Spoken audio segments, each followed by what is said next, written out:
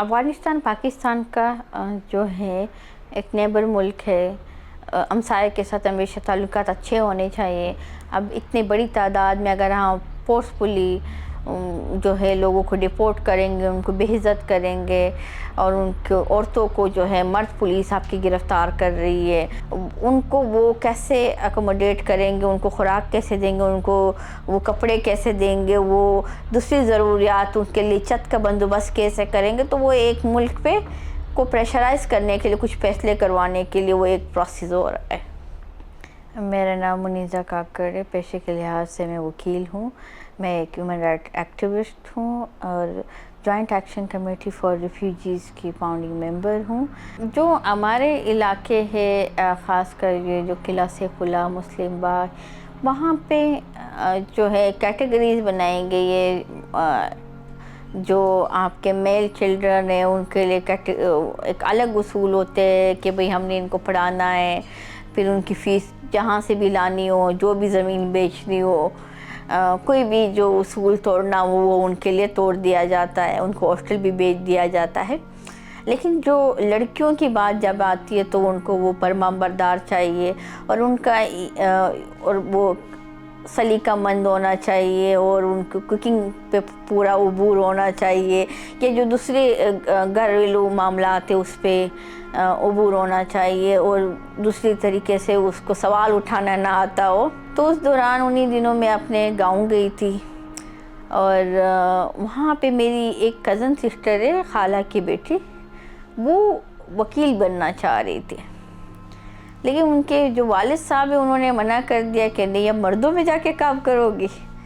तो कहते कोर्ट का जो माहौल है वो ख़वातीन के लिए नहीं है और खातून तो वकील बन ही नहीं सकती। लेकिन उन्होंने नहीं किया। तो उस वक्त मैंने उनको चैलेंज कर दिया था कि अब मैं वकील बन के दिखाऊँगी। हालांकि वो मेरा जो है उसमें नहीं था, बचपन से उस लिस्ट में नहीं था कि मुझे वकील बन। लेकिन मैंने ज़िद में एक चैलेंज दे दिया था कि ये आप कैसी बात कर रहे हैं कि खातून जो है वो वकील नहीं बन सकती। फिर जब देखा तो अभी वो जो जिन खालू को मैं चैलेंज दे के आई थी, उनकी छोटी बेटी जो है वो अभी वकालत कर रही है, वकालत का पढ़ाई कर रही है। वालेकुम संगे से जोड़े सालाती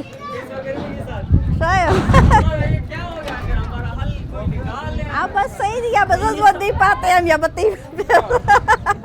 हम ये नहीं कह रहे कि हमको ट्रेन दे दे या कुछ और करे। हमारा ये शिकायत यही है कि पहले सालों में जो हमारा $375 बेनिफिशियर दे रहा था, वो $375 में अभी $20 पे बंदे पे दे रहा है। तो हमारा क्या खबर खबर हो कि तुम वकील नहीं बन सकते। उस दौरान भी जो था एक कॉन्सेप्ट यही था कि अभी पढ़ रही है, अदालत को नहीं जाएगी, शायद सिर्फ वो पढ़ने के हद तक का वो एक शौक़ है। लेकिन फिर अदालत भी आई। तो ये तो एक था कि सोसाइटी जो है वो इनिशियली जो है वो एक्सेप्ट नहीं कर पा रही थी, या आसपास जो लोग थे वो एक्सेप्ट नहीं कर पा रहे थे। जब मैं कोर्ट आना स्टार्ट हुई, जाहिर सी बात एक फाइनेंशियली भी इंडिपेंडेंट हो गई थी। ऊपर से जो मेरा काम था वो सारा अक्सर ह्यूमन राइट्स के हवाले से ही वो हो रहा था, चाहे वो पॉलिटिकल केसेस में हैंडल करती थी या फिर ये रिफ्यूजीज़ का जो इशू था, तो इंटरव्यूज़ भी उसके साथ आने स्टार्ट हो गए। तो उनकी नज़र में वो एक चीज़ एक नॉर्मल होने लगी कि अब तो ये हो रहा है। तो अब इसको एक्सेप्ट कर लेते हैं। तो उसके बाद से फिर इस तरह से कोई रेजिस्टेंस देखने को नहीं मिला। ये जर्मन खातून है, ये इस स्कूल को स्पॉन्सर कर रही थी और 2021 में जब तालिबान गवर्नमेंट आई तो उन्होंने अपनी फंडिंग रोक दी, क्योंकि वो जो पैसे थे वो अफगान गवर्नमेंट को देती थी। देखिए, अगर आप एक काम कर रहे होते तो ज़ाहिर सी बात आप पे एक प्रेशर भी होता है कि आप ये काम ना करें, लेकिन उसके बावजूद हमें सस्टेन तो करना होता है, क्योंकि हमें पता है कि हम एक हक की राह पे चल रहे हैं और हर दौर में यही हुआ है कि जालिम के आगे कोई ना कोई खड़ा हुआ है।